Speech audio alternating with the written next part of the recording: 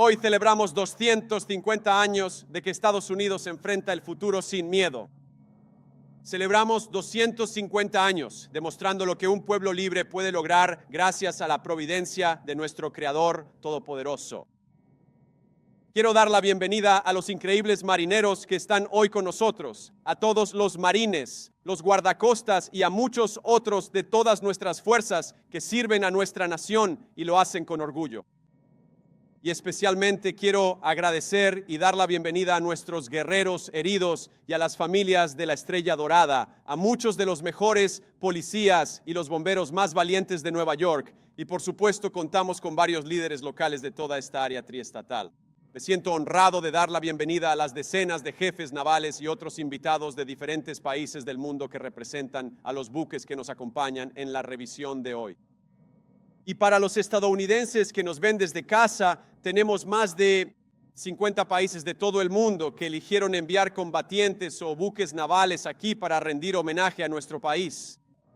Y decimos desde lo más profundo de nuestro corazón, estamos agradecidos por nuestros amigos, agradecidos por nuestros aliados en este aniversario tan especial. Es muy propio de los estadounidenses celebrar 250 años de historia estadounidense, desfilando nuestro poderío naval y aéreo para que el mundo lo vea. Pero no puedo evitar pensar que hace 250 años las aguas del puerto de Nueva York se veían muy diferentes. Mientras el Congreso Continental se reunía en Filadelfia para ratificar la Declaración de Independencia, el general Washington estaba justo aquí en Manhattan contemplando esta hermosa tierra y este hermoso mar. Su atención estaba fija en el horizonte, observando si aparecían las velas de la marina más poderosa del mundo. Una semana antes, los británicos habían comenzado a desembarcar tropas en Staten Island y habían desembarcado 32,000 en poco más de 6 semanas. Un colono que aún permanecía en la ciudad relató: parecía como si todo Londres estuviera flotando y dirigiéndose hacia la nueva nación. La guerra se acercaba y todos lo sabían. Para julio de 1776, el 80% de la población de Nueva York había abandonado la ciudad anticipando la violencia que se avecinaba. Y eso nos lleva de vuelta a nuestro gran general Washington. Él sabía que las batallas que se avecinaban serían duras y exigirían mucho de sus hombres. Pero ellos necesitaban saber, a través de veranos calurosos e inviernos fríos, exactamente por qué se les pedía luchar. Y así, solo unos días después de que se firmara la Declaración de Independencia, George Washington leyó en voz alta las palabras de la increíble declaración. Sostenemos que estas verdades son evidentes por sí mismas, que todos los hombres son creados iguales, que están dotados por su Creador de ciertos derechos inalienables, y que entre estos derechos están la vida, la libertad y la búsqueda de la felicidad. Incluso hoy, 250 años después, estas palabras ejercen un tremendo poder sobre nosotros como estadounidenses.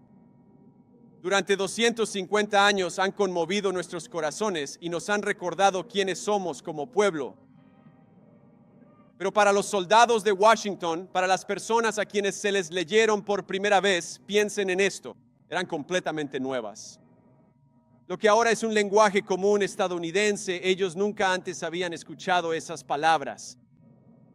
Y creo que es algo impactante en lo que reflexionar, que en 2026 la declaración fue escrita bajo la suposición de que su audiencia comprendería de inmediato sus palabras. Aunque nunca lo habían escuchado, sabrían exactamente lo que significaba. No fue escrito para historiadores, no fue escrito para académicos, no fue escrito para las generaciones futuras.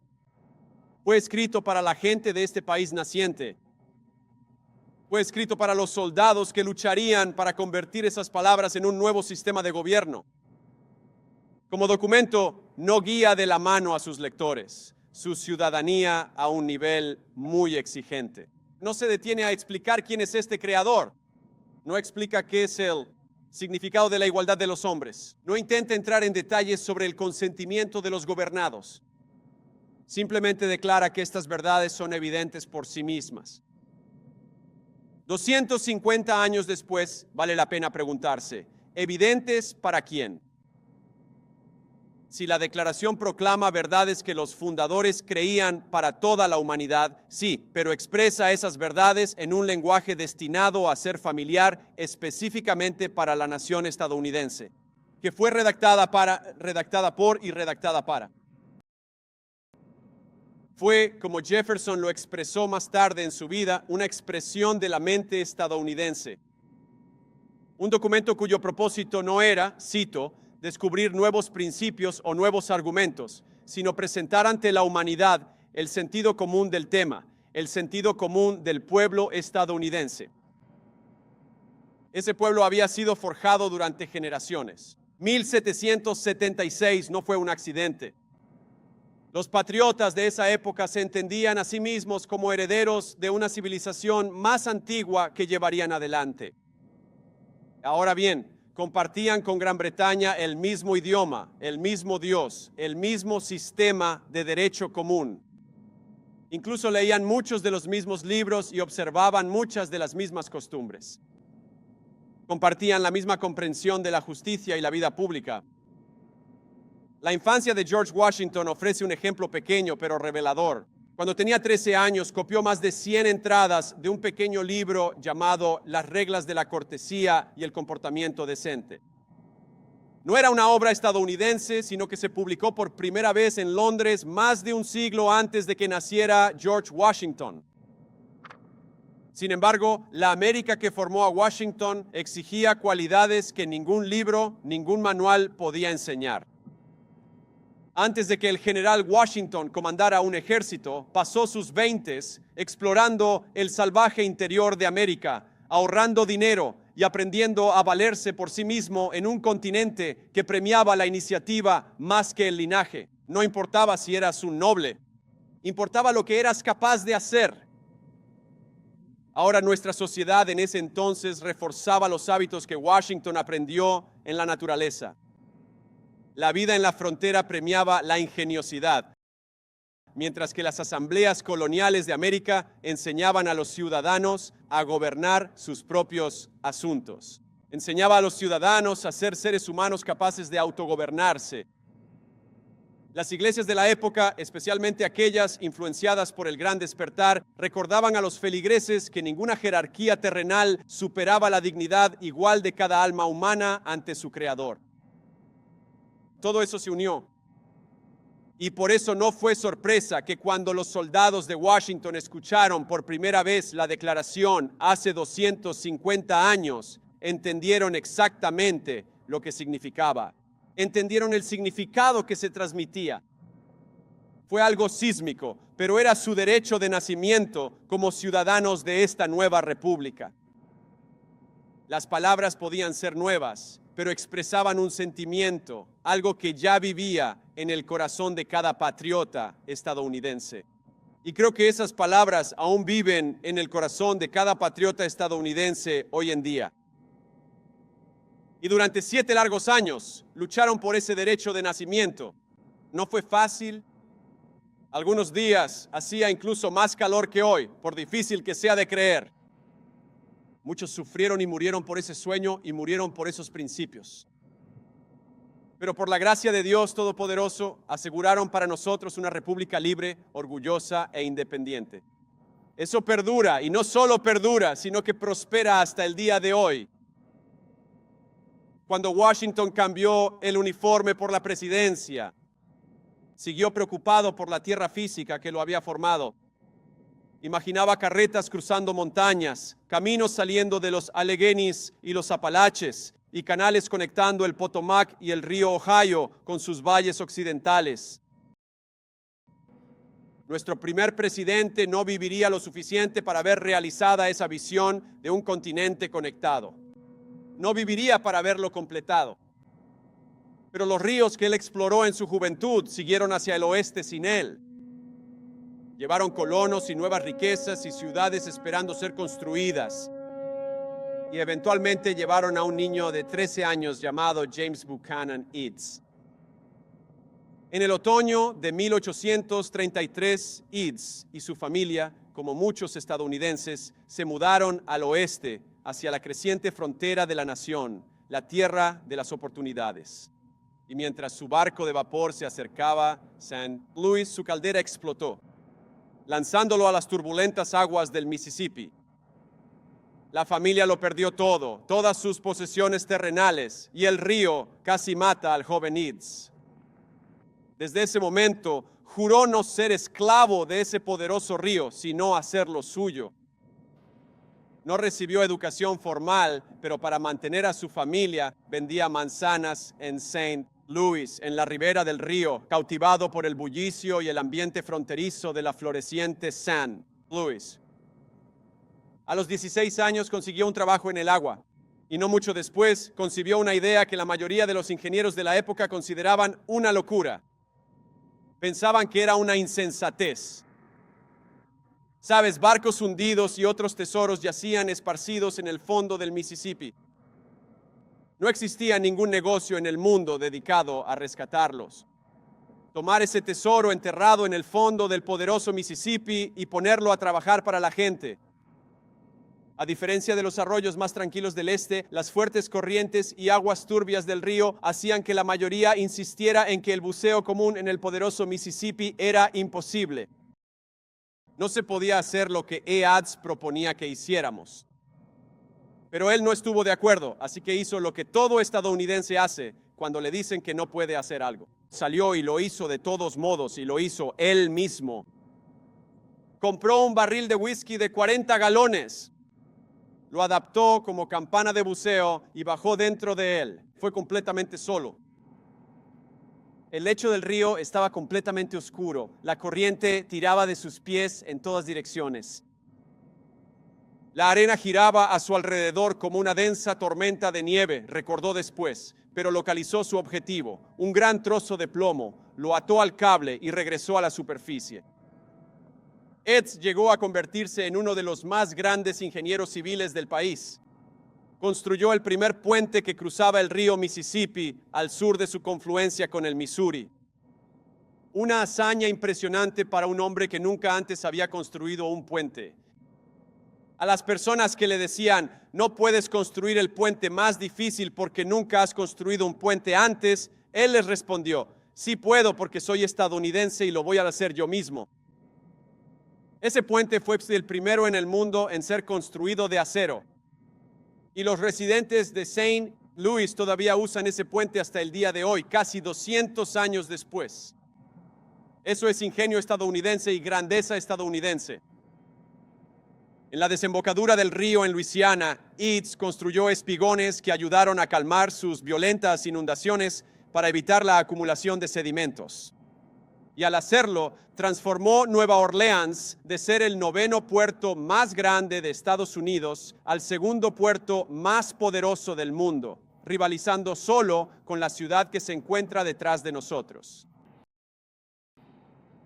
Pero Eads ya se había enfrentado a una prueba aún mayor, porque cuando estalló la guerra civil, el gobierno lo convocó a Washington para pedirle ayuda, construyendo los acorazados con los que la Marina de los Estados Unidos tomaría el control del Mississippi.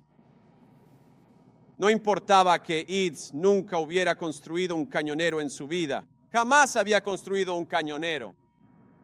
Sin embargo, completó 700 de ellos en 100 días. Es increíble. Los barcos fluviales que construyó Eads eran tan resistentes que la Marina los desplegó en el océano para asegurar el Golfo. Cumplieron su propósito, defendieron el Mississippi y al hacerlo ayudaron a preservar nuestra unión. Y así siguió creciendo. Y por supuesto, la frontera estadounidense dio paso a granjas y fábricas que se extendían cada vez más hacia el oeste. Los pueblos ribereños se convirtieron en grandes ciudades. Los ferrocarriles llegaron hasta el Pacífico. Surgieron acerías donde antes solo había naturaleza salvaje. La mentalidad estadounidense se amplió y la república cuya independencia ganó Washington, que James Eads ayudó a unir, se transformó en la potencia industrial más poderosa de la historia de la humanidad. Para otras naciones, el crecimiento industrial trajo despojo antes que prosperidad.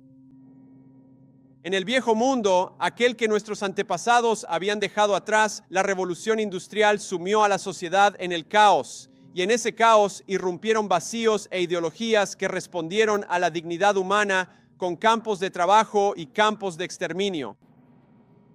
Mientras que el viejo mundo desembocó en el comunismo y el fascismo, los estadounidenses reconocieron que, en el fondo, ambos eran una negación de todo lo que Washington y Jefferson habían leído a sus hombres hace 250 años. El mundo libre necesitaba ganar, pero para que el mundo libre pudiera vencer al comunismo y al fascismo, tenía que superarlos en producción. Y como en todos los conflictos anteriores, Estados Unidos recurrió a sus marineros en busca de ayuda y a los constructores que se aseguraron de que esos marineros tuvieran los mejores barcos para navegar. Entre ellos estaba un hombre que conocemos como Henry Kaiser. Al igual que Eads, Kaiser había crecido con muy poco.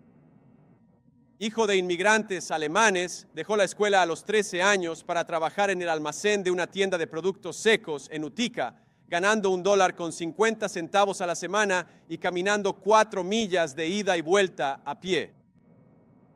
Con el tiempo, se mudó a Spokane en busca de mejores oportunidades laborales, con la meta de fundar su propia empresa. Así que entró a un banco sin negocio, sin empleados y sin historial, solo con un contrato propuesto. Y lo que el banquero luego describiría como pura audacia. Salió con un préstamo de $25,000. Y junto a sus trabajadores construyó la presa Hoover y cientos de millas de carreteras a lo largo del oeste. Donde quiera que iba, organizaba a estadounidenses comunes para construir cosas extraordinarias. Y donde quiera que iba, creía que el bienestar de ellos y el de la empresa que estaba construyendo iban de la mano. Kaiser fue pionero en la cobertura de salud en sus sitios de construcción. Por eso conocemos el nombre de Kaiser, porque entendía que los hombres que trabajaban en condiciones peligrosas merecían ver a un médico. Veía a sus trabajadores como socios y predicaba con el ejemplo mucho antes de que estuviera de moda hacerlo. Donde algunos dicen que la historia de Estados Unidos es la de los desposeídos luchando contra los poderosos. Kaiser demuestra que la grandeza de Estados Unidos se construye mediante la cooperación entre todos nuestros ciudadanos, de todos los ámbitos de la vida estadounidense. Ahora, esa cooperación era importante, pero se volvió profundamente importante el día después de Pearl Harbor. La Marina de los Estados Unidos en ese momento necesitaba barcos más grandes, mejores y más rápidos, de lo que nadie pensaba que podían construirse. No teníamos la marina más grande del mundo, pero la necesitábamos y la necesitábamos rápido. Así que Kaiser hizo lo que los estadounidenses siempre hacen cuando se enfrentan a lo imposible. Se echó la responsabilidad al hombro y dijo, vamos a hacerlo. Kaiser nunca había construido un barco en su vida, pero eso no iba a detenerlo. Primero construyó astilleros a lo largo de toda la costa del Pacífico. Luego los llenó con trabajadores estadounidenses, 250,000 de ellos. Chicos de campo de Iowa, mineros de los Apalaches, madres de Detroit que nunca habían sostenido una antorcha de soldar. Juntos lanzaron casi 15,000 barcos Liberty, embarcaciones que transportaron carga y marineros estadounidenses a través de 2 océanos. Su astillero en Richmond construyó, uno de ellos el Cese, Robert E. Peary, en unos asombrosos 4 días y 15 horas. Los constructores navales que Kaiser contrató no eran solo un medio para un fin, eran sus socios. Kaiser miraba a sus trabajadores y veía personas, estadounidenses que se enfermaban, que tenían familias que criar, que llegaban a Richmond y Portland con poco más que un sombrero en la mano, pero que tenían un potencial increíble. Él veía el potencial de los estadounidenses comunes cuando se les liberaba de la miseria. Y no los veía solo como bocas que alimentar o trabajadores a quienes pagar, los veía como conciudadanos, que podían construir cosas asombrosas. Así que construyó viviendas cerca de estos astilleros y guarderías para ayudar a las madres a unirse al esfuerzo de guerra. Extendió el plan de salud que había iniciado en sus represas a cada trabajador en cada astillero, abriéndolo al público después de que Estados Unidos ganó la Segunda Guerra Mundial. Y aunque separados por generaciones, cuento la historia de estos tres hombres, porque Kaiser, Eads y Washington eran exactamente el tipo de hombres para quienes Jefferson escribió la Declaración de Independencia. Kaiser era un estadounidense. Él veía lo que había que hacer y lo hacía, y confiaba en los hombres y mujeres a su alrededor para que hicieran lo mismo, sabiendo que él solo podía hacer su trabajo, si ellos hacían el suyo también. Nuestra Declaración de Independencia puede haber hablado de verdades humanas universales y deseos humanos ampliamente compartidos, por supuesto que sí. Pero fue un documento escrito por y para un tipo particular de personas, el pueblo estadounidense. Desde el General Washington hasta James Buchanan Eads, desde Henry Kaiser, uno de los grandes constructores de barcos de Estados Unidos, hasta los marineros que están aquí hoy. Y por cierto, lo que ustedes, los que están viendo en casa por televisión, quizás no se den cuenta es que todo lo que vieron, todo lo que ven hoy, fue destruido anoche por una tormenta. Pero estos grandes marineros lo reconstruyeron en 12 horas. Para que todos ustedes pudieran estar aquí, para que pudiéramos tener esta increíble procesión y para que pudiéramos celebrar nuestro 250 cumpleaños con estilo.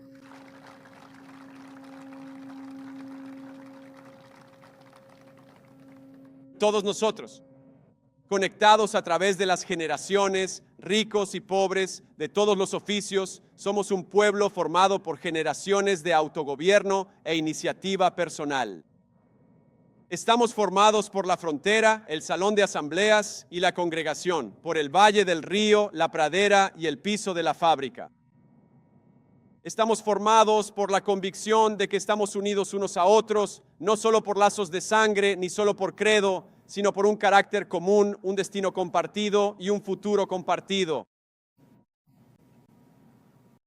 Damas y caballeros, tengo que referirme a lo que escucharemos hoy de algunas voces ruidosas. Porque por mucho que todos nosotros seamos demócratas o republicanos, cualquiera que sea nuestra inclinación política, todos estamos celebrando. Pero hoy escucharán a un par de voces pequeñas pero ruidosas hablar obsesivamente, no de nuestra grandeza nacional, sino de nuestras imperfecciones nacionales.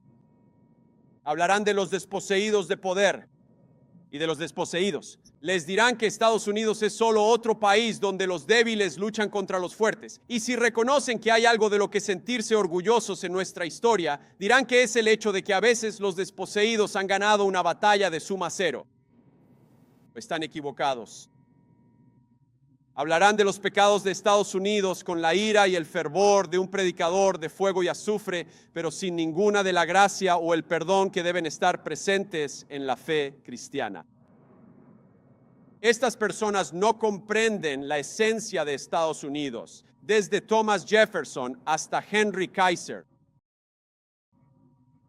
No entienden que todos tenemos momentos de gran poder, a pesar de esas imperfecciones muy reales, que hay víctimas y héroes que viven dentro de cada uno de nosotros, desde los líderes y constructores más ambiciosos hasta soldadores de acero como mi abuelo. Personas que tuvieron su propio papel en convertir este peligroso territorio salvaje en la civilización más orgullosa de la historia. Así que lo que les pediría, compatriotas estadounidenses, en nuestro 250º aniversario, es que rechacen la visión bidimensional de sus conciudadanos y rechacen la visión bidimensional de su país. Rechacen la idea de que Estados Unidos es un lugar para el pensamiento de suma cero, porque no lo es. Nuestra historia es una de personas que forjaron una gran civilización a partir del territorio salvaje. Rechacen la visión de su nación que solo ve sus pecados, pero no su gracia ni su grandeza. Todo lo que hemos hecho como país, lo hemos hecho juntos. No como ciudadanos divididos entre sí, sino como un pueblo unido trabajando hacia un futuro común. Cuando ganamos nuestra independencia, fuimos guiados por el general Washington hacia la libertad y la grandeza. Pero marchando delante de él, iban miles de jóvenes de toda la nueva nación, quienes dieron a la genialidad militar de Washington su base y su poder de fuego. Cuando salvamos al mundo de la tiranía en la Segunda Guerra Mundial en el siglo XX, por supuesto, necesitábamos un gran liderazgo militar y la genialidad táctica de nuestros generales, pero también necesitábamos a Rosie la remachadora, chicas granjeras de Iowa que construyeron la maquinaria de guerra y los amores que enviaron a un mundo lejano para asaltar las playas de Normandía. Cuando fuimos a la Luna, por supuesto, nuestros grandes astronautas pilotaron los cohetes y nuestros grandes hombres de ciencia e ingeniería los construyeron. Pero también hubo oficinistas, conserjes y soldadores, como mi abuelo, que cada uno desempeñó su particular papel americano. Todos tenemos un papel. Todos tuvimos nuestro papel, nuestro rol en la creación de 250 años de una orgullosa historia estadounidense. Y todos nosotros tendremos que hacer nuestra parte para crear los próximos 250 años de grandeza estadounidense. Así que les digo a todos mis compatriotas estadounidenses, estoy orgulloso de ustedes. Feliz cumpleaños y feliz cumpleaños a nuestra gran nación. Hoy, amigos míos, celebramos y mañana volvemos al trabajo. Que Dios los bendiga. Gracias por recibirme. ¿Estás obteniendo valor de este video? Solo le pido que le dé like, lo comparta y se suscriba al canal si aún no lo ha hecho.